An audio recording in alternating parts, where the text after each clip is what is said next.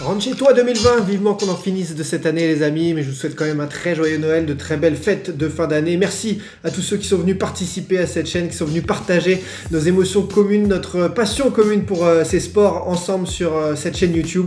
Ça m'a fait très plaisir de la lancer cette année et de partager toujours plus ensemble, de participer, de vous proposer des thèmes comme ça qui me tenaient à cœur. Et aujourd'hui justement, on va un peu boucler la boucle de cette année en parlant de l'OM qui dont des informations me sont revenues aux oreilles dernièrement. J'avais promis que cette saison, ça y est, on pourrait parler sportif. Il y a encore de l'extra sportif qui arrive. L'OM donc qui se tient bien en championnat, un peu mieux que ce que je pensais. Je pensais que ça allait être plus dur encore d'enchaîner avec la Ligue 1 suite aux échéances Ligue des Champions, mais je pensais aussi qu'en Ligue des Champions, ce serait un peu mieux. Donc comme quoi, finalement, j'étais à peu près dans le juste. L'OM, cette année, on en parlait ensemble, ça a fait beaucoup de bruit.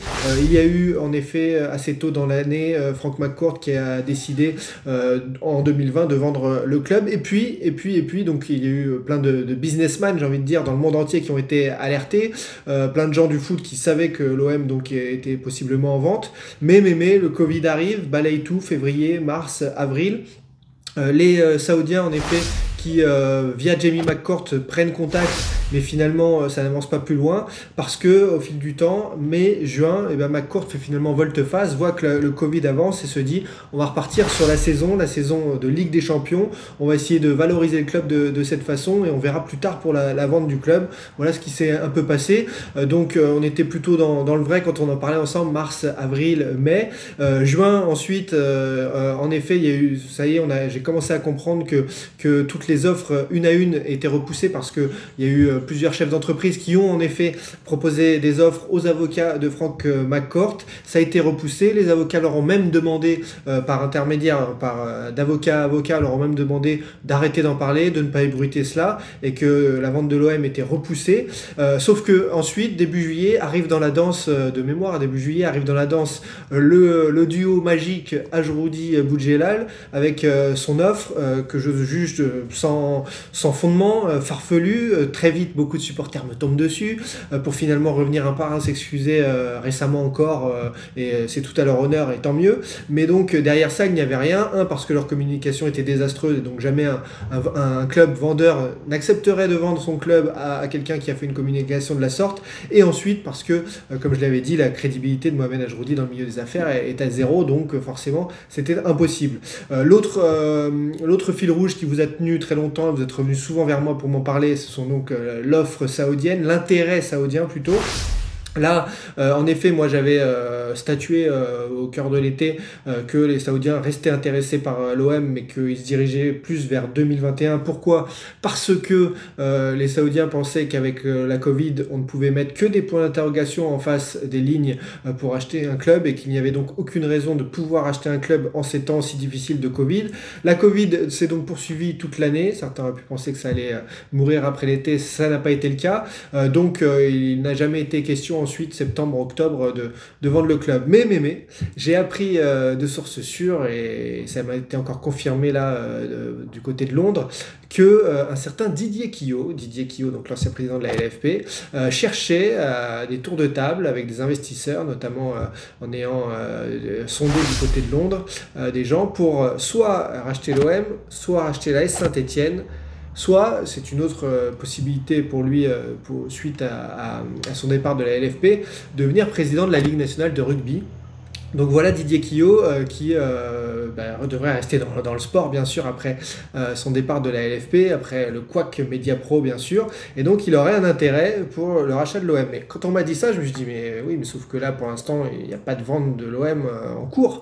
Et finalement j'ai fouillé et là petit à petit on est revenu vers moi en me disant mais si ça y est, ça fait plusieurs semaines que Frank McCourt a à nouveau annoncé qu'il fallait relancer le processus de vente et que malgré ce que se dit son bon président Jacques-Henri Hérault qui fait sa communication, il a raison, il est dans son rôle encore une fois, malgré ce que dit Jacques-Henri Hérault, en effet Frank McCourt aurait décidé de relancer la machine pour voir un petit peu comment ça pourrait se faire pour 2021. Alors très vite je me suis dit et les Saoudiens dans tout ça, puisque les Saoudiens avaient quand même un intérêt pour l'OM à la base en 2019-2020.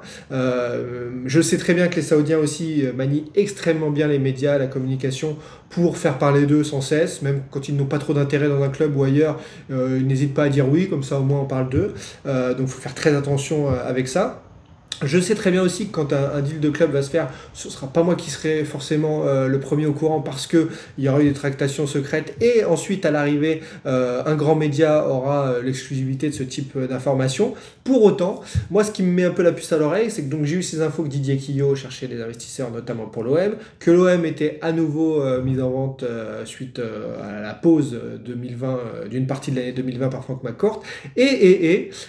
Finalement, quand j'ai relancé mes informateurs saoudiens qui avaient été ultra clean, j'ai eu que des bonnes infos cette année, je me suis pas trompé, ça me fait très plaisir, mais ça peut arriver à tout le monde et à tout journaliste se trompera. Et ben ces informateurs saoudiens, mes sources, eh bien, font profil bas depuis quelques jours, depuis quelques semaines même, et ça me met la puce à l'oreille complètement. Alors on n'en est que au stade où je mène l'enquête, mais on n'en est que là, mais c'est très intéressant parce que je vous l'avais dit déjà au cœur de l'été, même au printemps, le jour où on ne donne plus d'infos et où on est en fait dans la période de travail, la période secrète, ça veut dire que les choses avancent réellement. Donc j'ai envie de penser que peut-être certains investisseurs, certaines personnes intéressées par l'OM sont dans ce processus-là d'offre d'achat ou de tractation ou de négociation, que ça reste secret et que pour l'instant il n'y a rien qui peut fuiter à ce niveau-là, et tant mieux, ça veut dire que c'est du sérieux et que ça avance, parce que mes sources me répondaient très très régulièrement concernant ces dossiers-là et concernant des dossiers foot, et il y a du profil bas là depuis mi-décembre, depuis un peu même avant mi-décembre, début décembre. Donc voilà, je ne veux pas vous enflammer les Marseillais, absolument pas, parce que comme d'habitude, vous allez dire oui, putaclic, oui, le buzz, etc. On n'est pas du tout là-dedans. C'est pour vous montrer sur l'année 2020 l'évolution de mon travail, de mes recherches, etc. Où on en est, et aujourd'hui, je me dis ça. Ça ne veut pas dire que c'est la réalité, ça veut dire qu'il y a quelques indices qui font penser que c'est un travail qui continue, de longue haleine. On va voir jusqu'où ça mène, jusqu'où ça va. Peut-être que je vais revenir en arrière très vite en vous disant non, finalement, on me signifie que non, il n'y a rien de plus. On est, et je le redis très fortement, on est en période Covid aussi, très très compliqué de boucler l'achat tout de suite d'un club, plutôt pour juin, hein, bien sûr, mais il faut bien penser que l'achat d'un club, de toute façon, ça se fait pas en 15 jours, il faut des négociations secrètes, il faut des choses qui se passent. Même Lille, vous avez vu Lille avec Olivier Létang qui est arrivé aux commandes en mettant Gérard Lopez sur la touche et le fond Elliott, ça s'est pas fait en 8 jours depuis que les médias en ont parlé, hein. Ça fait déjà des mois qu'Olivier Létang et Gérard Lopez entretiennent des relations. Et Gérard Lopez, finalement, quitte aussi pour des raisons privées, d'ordre privé, son poste. Mais voilà, il y a beaucoup de gens qui se sont d'ailleurs attaqués à Gérard Lopez en disant oui, il a failli couler le club allait être en cessation de paiement. Je suis pas vraiment d'accord avec ça. Pour moi, dans tout ce qu'il a fait, déjà, il n'y a rien d'illégal, et encore jusqu'à preuve du contraire. Certes, c'est pas, tout n'est pas éthique, mais aujourd'hui, dans le foot business, qu'est-ce qui est éthique? Il faudra me le dire, on ne vit pas dans le monde des bisounours. Donc que Gérard Lopez ait réussi à faire un peu d'argent avec Lille, qu'il y ait encore de l'emprunt et des dettes à régler, ça me paraît normal. Quel club n'a pas de dette aujourd'hui en France? Aucun.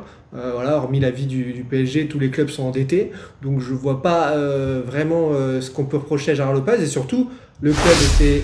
à la cave, à la rue, et il l'a redressé de façon ultra spectaculaire jusqu'à être leader de Ligue 1. Donc c'est bien beau de cracher après Gérard Lopez comme certains le font. Moi je dis plutôt grand respect à cet homme d'affaires. On me dit oui, c'est pas son argent, c'est celui d'un fonds. Mais même quand c'est pas son argent, il faut savoir le gérer. Et lui, pour le coup, il l'a plutôt bien fait. Il s'est entouré du meilleur recruteur peut-être d'Europe, du monde, qui lui a ramené des pépites à Lille. Il y a des échecs, mais c'est normal, c'est le foot aussi. Donc tous ceux qui tirent sur Lopez après, pour moi, ça réussit au LOSC. Je trouve ça un peu gros, je trouve ça un peu fort. On me dit que Lille vit au-dessus de ses moyens, mais tous les clubs français vivent au-dessus de leurs moyens, et peut-être la moitié des clubs du monde. Donc je comprends pas bien en fait toute cette cabale un peu négative, campagne médiatique un peu négative envers Gérard Lopez ces derniers temps. Voilà, j'ai encore une fois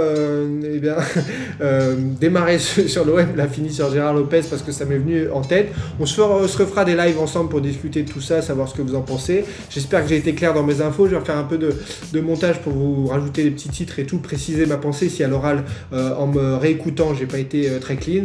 En tout cas, encore une fois, merci à tous pour cette très belle année, pour tous ces contacts qu'on s'est fait, pour tous ces partages aussi, pour voilà, cette aventure humaine finalement à travers le sport qu'on mène tous ensemble.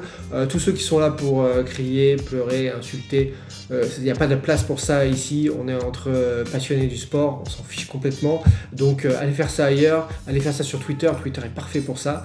Et voilà, tous les autres, ceux qui sont bienveillants, good vibes, qui eux aussi se posent des questions sur comment marche le foot, eh bien on continue. Il y a toujours ma chaîne YouTube, tous les jours sur la chaîne L'équipe, et puis aussi j'écris un entretien par semaine sur le site agentfootball.fr pour vous décrypter les dessous du foot avec des agents, des directeurs sportifs, des entraîneurs, des joueurs, voilà, des intermédiaires, tous ces conseillers en images qui expliquent tout ça à bâton rompu en discutant avec moi, et c'est retranscrit sur agentfootball.fr. Voilà, si vous kiffez, si vous avez envie de partager, n'hésitez pas aussi. Je vous souhaite à nouveau de très belles fêtes à tous et on se retrouve très vite sur la chaîne YouTube et sur les réseaux pour discuter de tout ça. Allez, à bientôt. Allez toi là, reste là.